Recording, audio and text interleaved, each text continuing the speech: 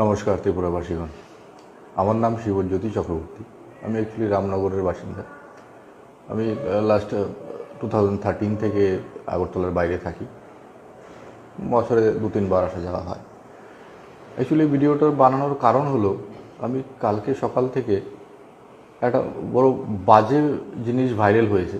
সেটা হলো একটা ছোট্ট ভিডিও, যেটা একটা ইন্ডিগোর ফ্লাইটে দিল্লি যাওয়ার পথে একটা ছোট্ট ভিডিওকে নিয়ে ওইটার মধ্যে অনারেবল সিএম সাহেব প্লাস আমাদের প্রিন্স প্রদ্যুৎ কিশোর মাণিক্য বর্মন, ওনাকে জড়িয়ে খুব একটা ন্যাস্টি জিনিস সরানো হয়।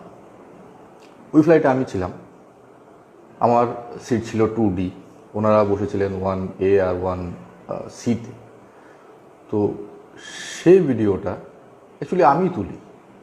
এটার মধ্যে কোনো পলিটিক্যাল কানেকশন কিছুই নেই। আমি জানি না আমাদের ত্রিপুরাবাসীদের মন বা চিন্তাধারাটা বা পলিটিক্যাল থিঙ্কিংসগুলো, পার্সপেক্টিভসগুলো এত নোংরা কী করে হয়ে যাচ্ছে।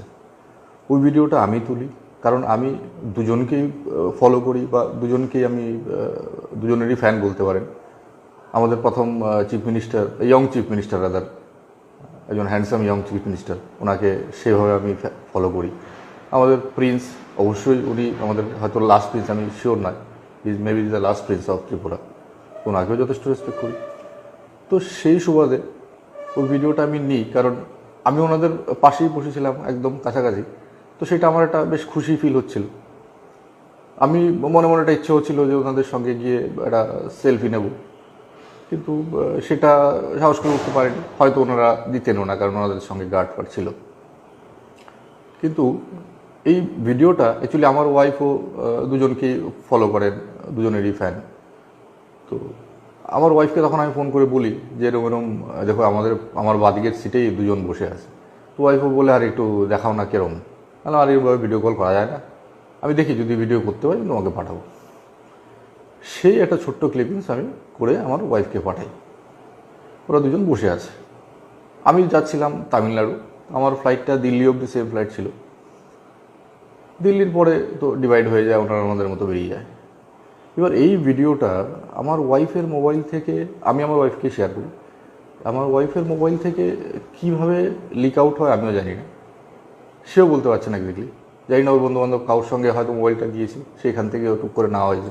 কারণ আমাদের মানসিকতা, চিন্তাধারা এতটাই নোংরা হয়ে যাচ্ছে দিন দিন, যে আমরা সিম্পল জিনিসগুলোকে সিম্পলভাবে দেখতে আর পারি না। এখন সব কিছুতেই আমরা একটা কমপ্লিকেসি, একটা নোংরা রাজনীতি, সেসব ঢোকানোর চেষ্টা করি।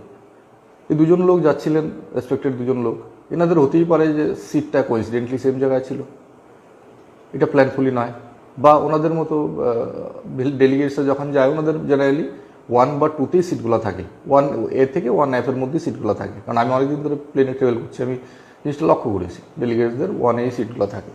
তো সেই কারণে হয়তো দুজনের একসঙ্গে করেছিল।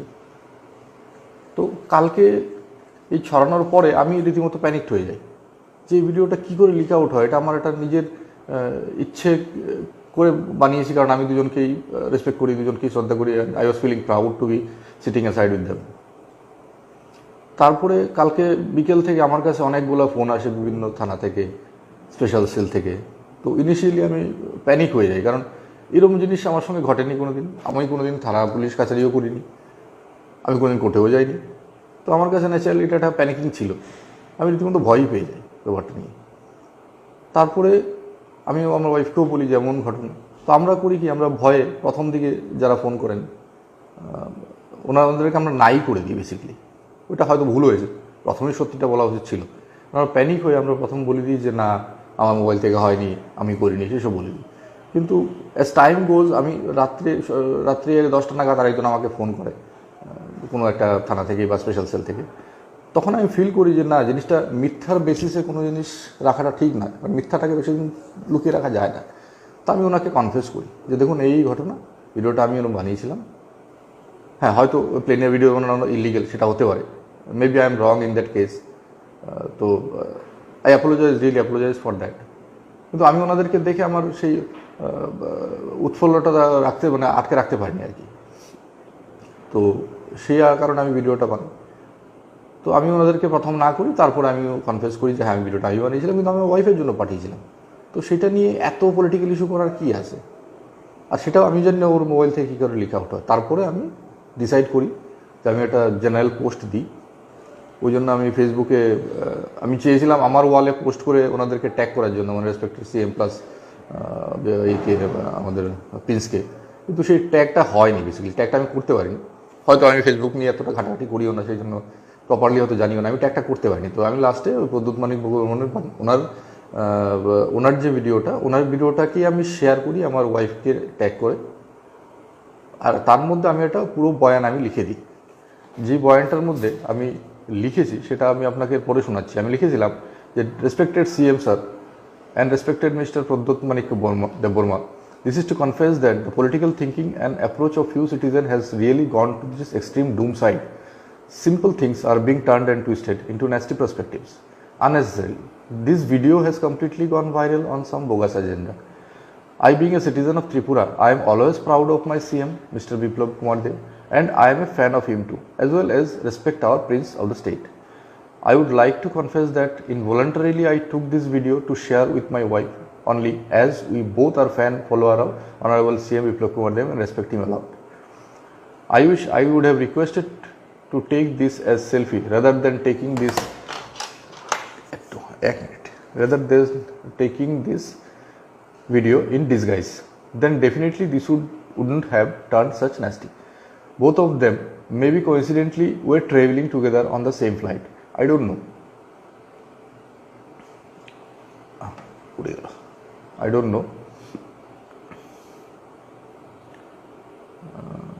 But they were not coming from Delhi as mentioned in the bogus post.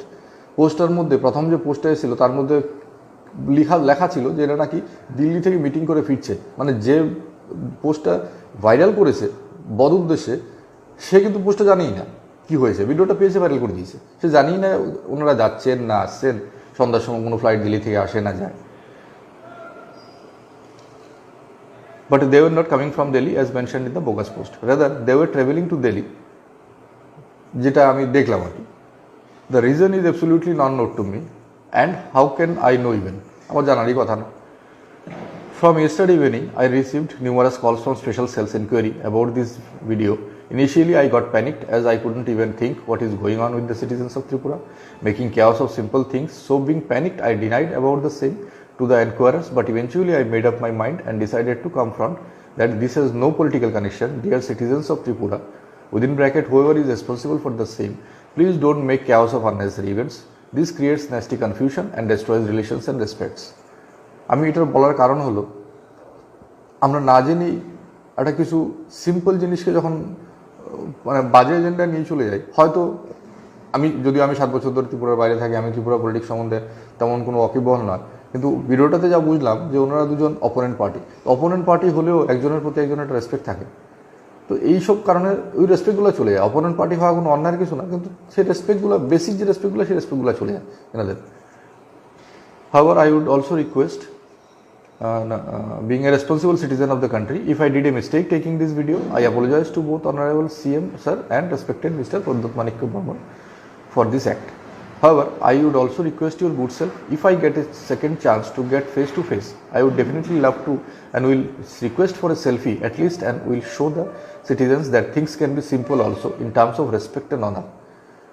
যেটা আমি প্রথমে বললাম, আমার একটা সেলফি নেওয়ার ইচ্ছে ছিল, কিন্তু সেটা আমি সাহস করতে পারিনি। সেই সাহসটা হয়তো করলে আজকে এই নোংরা জিনিসটা হতো না, কারণ আমার তো পদ উদ্দেশ্য কিছু ছিল না। আমি সেলফিটা নেওয়া সাহস করলে হয়তো এই জিনিসগুলো হতো। কিন্তু নেক্সট টাইম যদি সিএম সাহেবের সঙ্গে কোনোদিন দেখা হয় বা আমাদের প্রিন্সের সঙ্গে যদি সামনাসামনি কোনোদিন দেখা হয়, আমি অবশ্যই আমার পরিচয় দিয়ে এটা মনে করি আমি বলবো যে স্যার আমাকে একটা সেলফি নিতে দিন, কারণ লোকের চিন্তাধারাটাকে নিউট্রালাইজ করার চেষ্টা করাটাই ঠিক। Convenience caused is deeply regretted. Last but not least, I always respected CM sir and our prince. So এই জিনিসটাই বলার জন্য ভিডিওটা করা, কারণ আমি এই জিনিসটা নিয়ে সত্যি দুঃখিত, প্লাস রীতিমতো টেনশনেও আছি।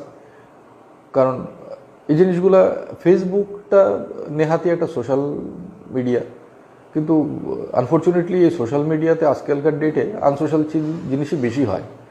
বন্ধুত্ব কম, শত্রুতাই বার করা হয় বেশি, কারণ এটাতে লিখতে তো আর কারোর কোনো বাইন্ডিংস থাকে না, যা খুশি লেখা যায়, কোনো কেউ আটকায়ও না, কিছুই না। আর এই জিনিসটাকে আমার মনে হয় সবার ঠিকঠাক মানে পজিটিভ ওয়েতে নেওয়া উচিত। ফেসবুকে আমি জানি না এইসব জিনিস করে লোকে কী মজা পায়, কিছুই জানে না কে কোথায় যাচ্ছে না যাচ্ছে, একটা আবর জাবর পোস্ট করে দিল। তো যাই হোক, তো এই পুরো বক্তব্যটা বলার জন্যে আমি করলাম। তো I am really sorry that inconvenience cost for me. I am with my folded hands I request our honorable CM and our prince to forgive this, কারণ এটার পিছনে আমার তো কোনো পলিটিক্যাল নেই, বা আমার পলিটিক্যাল তো দূরের কথা, আমার কোনো অন্য ইন্টেনশনও নেই। Simply I was feeling proud, I was sitting beside them and I wished to take a selfie but I couldn't because I didn't have that courage to ask them. That's why I did this and sent it to my wife. I don't know how it got viral from my wife's mobile, or somebody must have misleaded this video taking from my wife's mobile in disguise. So আমি এই কমেন্টসটা কালকে রাত্রে যখন এই কমেন্টসটা ওনার share করে যখন আমাকে পোস্টটা দিই, আজকে সকালে আমাকে একজন অ্যাডভাইস করে যে আপনি একটা ভিডিও বানিয়ে এটাকে দিয়ে দিন, তাহলে ট্রুথটা সামনে আসবে। তো সেই জন্য আমি ভিডিওটা বানালাম। এটা ভালো আইডিয়া দিয়েছে, হয়তো লেখাটা সবাই নাও করতে পারে। আমি যদি পারতাম দুজনের পেজটাকেও ট্যাগ করে দিতাম, কিন্তু সেটা করতে পারিনি, হয়তো জানি না কোনো টেকনিক্যাল ইস্যুস থাকতে পারে। তো সেই জন্য ভিডিওটা করা। তো এর পেছনে আমার কোনো বদ উদ্দেশ্য ছিল না, কিন্তু যারা করেছে এদেরকে আমি আবার রিকোয়েস্ট করছি, কাইন্ডলি এসব জিনিস করবেন না। একটা সিম্পল জিনিসকে সিম্পলভাবে দেখতে শিখুন। দুটো লোক একসঙ্গে ট্রাভেল করছে, এর মানে একদমই সবসময় নয় যে এরা দুজন কোনো বদদেশে ট্রাভেল করছে বা কোনো মিটিং করতে যাচ্ছে বা কিছু করতে যাচ্ছে। আপনারা হয়তো পরে দেখেছেন আমাদের অনারেবল CM সাহেবের আরও কিছু পোস্ট এসছে, উনি কিছু একটা এখানে অ্যাওয়ার্ড ফাংশন বা এরকম টাইপের কিছু একটা অকেশনে গেছে।